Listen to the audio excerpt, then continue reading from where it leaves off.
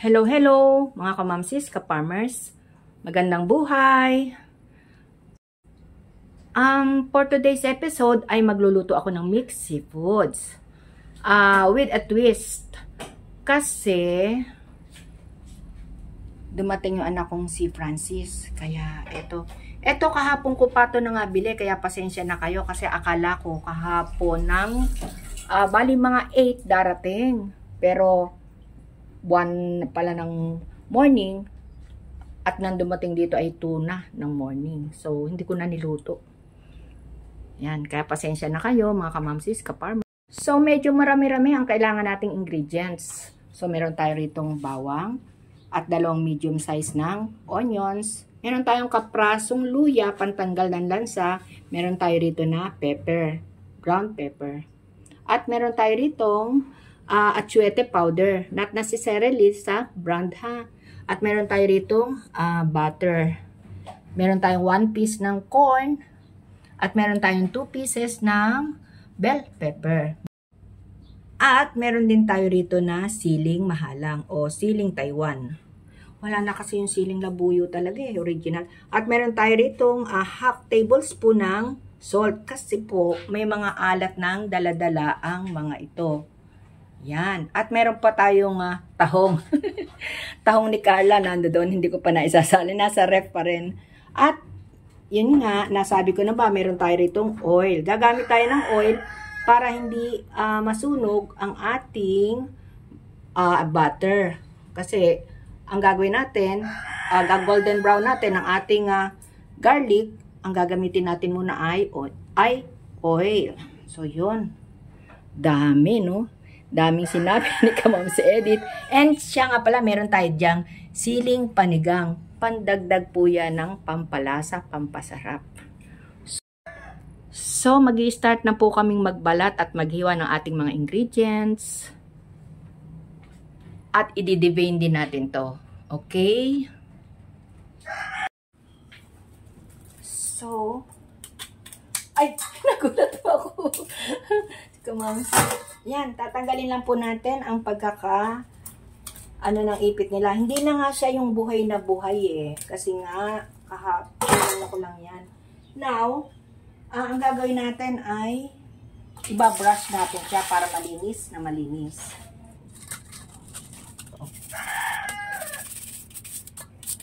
Tatanggalin natin kabilaan yung mga dumi na nakakapit sa balat ng ating alimasag. Yun. Para matanggal ang mga nakuha niyang dumi mula sa kanyang pinanggalingan. And ito naman isa. Ganun pa rin. Same lang. Lilinisin lang natin maigi. And kabilaan.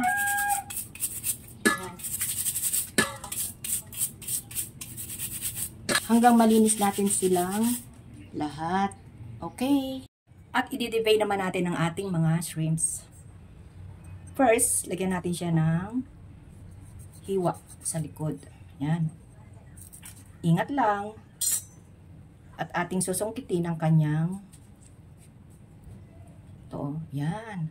Ito po yung gusto nating mangyari dyan. Yung makuha natin yung ito siya. Ito siya Yan. Kapag ka naputol, ulitin lang po nating tanggalin yan. Yan, hanggat sa maitapon natin itong mga ito, hindi ko maganda kasi yan, okay? First, laga muna natin ang ating mga corn. Yan, at ating takpan upang mabilis siyang maluto.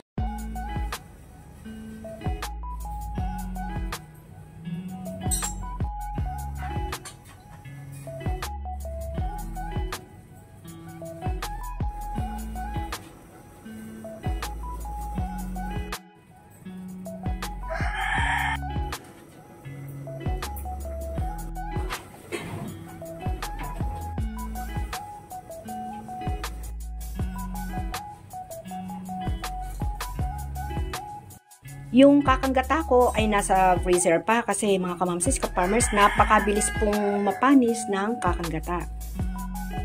So ayan, at atin na nahiwa-hiwa ang ating mga ingredients. Ito na At ito naman ay itong malaki ang aking gagamitin. At yung medyo maliit ay kapag kulang, tsaka ako dadagdagan. So, let's get started cooking. Open the stove. At antayin lang natin uminit yan. At mamaya ay gagawa tayo ng slurry. Oil. And ilalagay na natin ang ating bawang.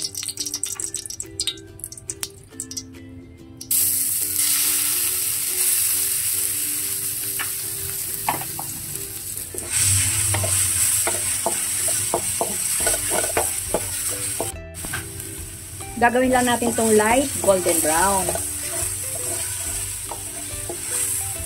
Gagawin lang natin itong light golden brown. Ayaw naman natin ang mapait. At ilalagay naman natin ang ating margarine or butter. Pero butter ang aking prepared. So ilalagay na natin ang butter. Yan. Sabi ko nga, ang ilalagay lang muna natin ay yung 3/4. Yung 1/4 na iwanan. Kapag kamalasan na, okay na yan. Ayaw kasi nating making butter. Kaya inunahan natin ng oil. Tip ko yan ha. By Kamamsi Edit. At this point, ay pwede na nating ilagay ang ating onions.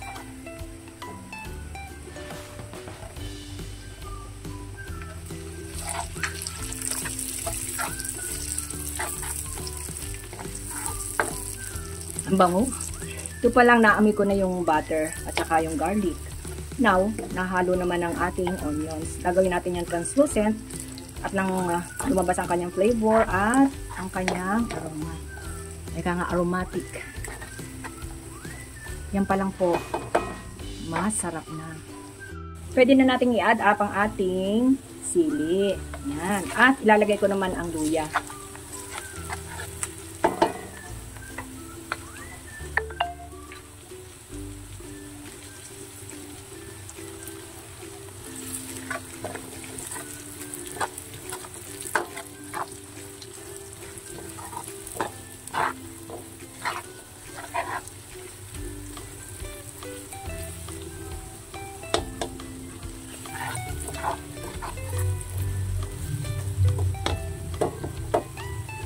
Lalagyan naman natin siya ng pampakulay para added attraction. At pampasarap na rin. Any brand po tayo mga kamangsis. So yun, sakto na yan. At aking muling hahaluin.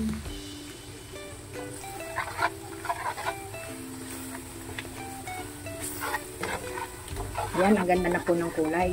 At yung amoy.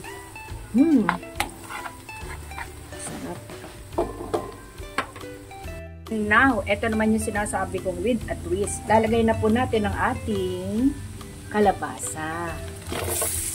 Yan. Mahilig si Kamamsi Edit sa kalabasa.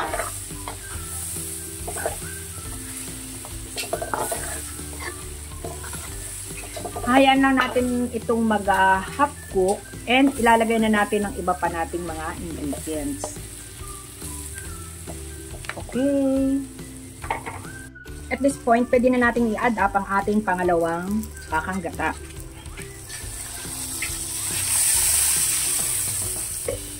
Makakatulong yan upang lumambot ang ating gulay.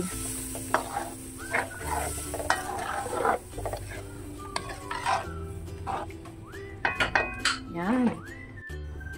And at this point, ay maglalagay na tayo ng pampalasa. Lagyan natin ng konting pamintang pino.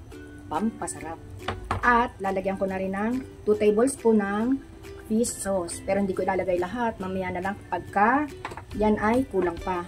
At ilalagay ko na rin ang ating salt, half tablespoon. At aking muling hahaluin. Yan. Ang bango. Mga kamamsis, ka-farmers, magluto na po kayo nito ha. Sabi ko nga with a twist. Dapat to may sitaw mga kamamsis, ka-farmers. Kaya lang, yung hinahanap kong sitaw, yung sitaw na light green, wala. Kasi yung dark green, makunat po yun eh. So, hindi ko tuloy na lagyan. Yun ang kasama ng aking putahe na with a twist. So, kayo na lang maglagay. Ay, naku. It's about time para ilagay naman natin ang ating crab. Ayan, ating alimasag. Yan, ang tataba po mga kamamsis, ka-farmers. At ating hahaluin. Mix well. Yung pong aking tahong bala, ay nabanlian ko na. So, ito na po yun. At yun naman pusit, minutes lang yan ating hipon. Kaya ito lang ating crab, ang halos niluluto na lang natin. At parang nakaluto na rin tayo. Konting-konting minuto na lang yan. So, mga kamamsis, ano pang hinahantay nyo? Napakadaling lutuin ito. Go na sa palengke at maghanap na ng ingredients. Ating tatakpan upang madaling maluto ang ating crabs. Takip po yan ang aking lansong. Ayan, at this point, ilalagay naman natin ang ating mga hipon. At eto pa rin. Sabay-sabay na natin yan.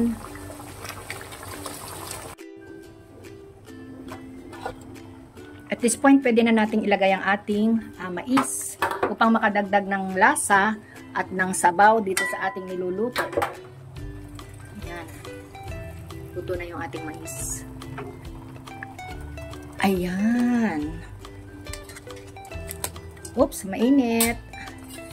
Oops, mainit. Ayan. At ating ihahaluin muli. Now, ilalagay naman natin ang ating mga pusit. Ipupush natin yan para ilagay naman natin yung ating pusit sa may gilid. Yan. At ang gagawin ko, tatabunan ko siya ng luto na natin na mga ingredients. Kasi few minutes lang, luto na po yan para hindi siya magkunat.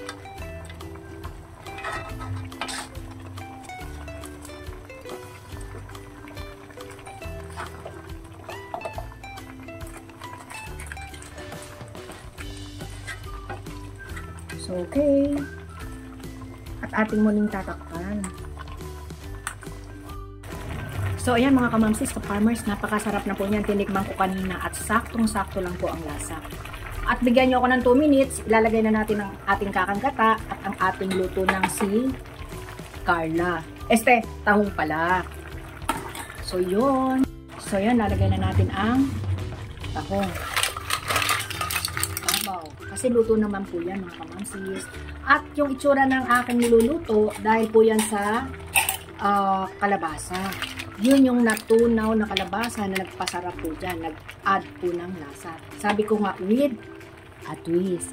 At ngayon naman, ay ilalagay ko na ang ating purong-purong kakanggata. So sarap. So yummy. Hanggang sa huling patak ng sarap. So, yun. At pagkaluto ng ating kakanggata, atin na yung hahanguin for plating. Nalagyan ko lang ng konting garnish sa ibabaw. Ayan. Pero yung anghang yan ay saktong-sakto na. So, ito po yung ating slurry para medyo lumapot ang sabaw. Dito lang sa gilid natin ilalagay at dito ko din naman hahaluin. Ops, tama na yan. At aking hahaluin dito. Yan, ganyan po style ko para hindi naman Tapos, at saka ko imi-mix ng overall. Dito ko niluluto sa isang gilid. Ayan, at para sa final verdict o ang ating final na tikim. Ika nga, tikme. So yan, mainit pa rin. Sarap. Ay, sus Mariosep, napakasarap po mga kamamsis. Promise, saktong-sakto lang yung anghang at ayaw nga ni ni husband ang maanghang.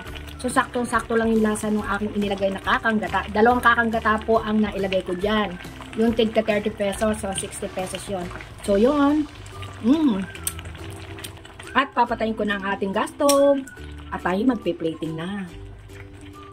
At isa na naman pong putahe ang na-share ng inyong kamamsi Edith.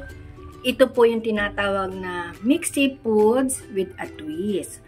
So, yung nagpalapot po dyan, yung pong yung ating nilagay na kalabasa. Nagpasarap po yun.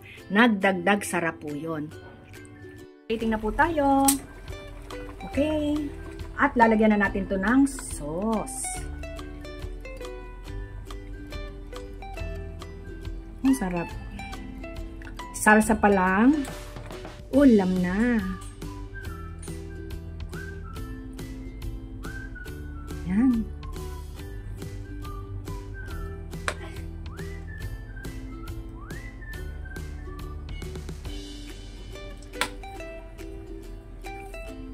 Sabi ng tatay, nasaan na ba yan? Kaya bibilisan na po namin talaga, promise. Sabi niya, nasaan na ba yan? Kasi nagugutom na rin po. Although, konti lang kakainin namin ito kasi bawal nga. Palagay ko ako, mamimili lang ako. Ewan ko kung may buo pang kalabasa, pero sinadya ko po ang kalabasa ay gawin nating sarsa. Pampasarap. Sabi ko nga po, diba, with a twist. Dapat nga yan, may sitaw pa. Pero yung sitaw, gagawin naman nating parang half cook. Pang garnish. So yun, mga kamamsis, kaparmers, gayahin nyo na po ito at palagay ko. Oh. Tsak, na kayo ay busol. Lalo na kung hindi ko in advance ang bili ng aking ingredients. Kasi nga, akala ko kahapon ang dating nung aking anak na si Francis Anthony. So, pagdating naman ni JP, syempre, paglulutoan ko naman yung favorite niya, yung munggo. Alam na alam ko yung mga favorite ng mga anak ko, di ba po? At si Rowena naman, ang favorite niyan ay ang tawag dito, buro at talong. Isang araw, magluluto po tayo nun. So, yon, okay na po yan, mga kamamsis, kaparmers, at meron na tayong naiplating. Ayan, at isang putahe na naman po ang na-share na inyong kamamsi edit. At sana naman po ay nagustuhan nyo. Though, sabi ko nga, ang aking mga ingredients ay advance kong nabili. Ano pa po kung very fresh talaga yan kasi na-freezer ko na eh. But then, napakasarap naman po. Bawi naman po tayo sa lasa mga kamamsis, kaparmers. So, napakasarap po niyan. At do sa mga bagong nakapanood dito sa aking video, sa aking channel, sana naman po, paki-subscribe nyo naman ako. And hit like and share and comment down below. Please click the notification bell para naman updated kayo sa mga upcoming videos ko.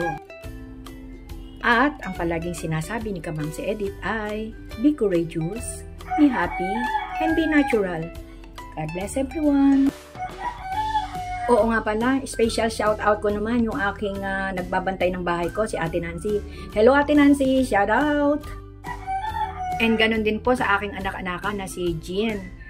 Jean Regner de Dil. Hello Jean, kamusta ka nanak? At syempre sa aking mga apo, si Terdy at si Danaya. Shout out Danaya and Terdy!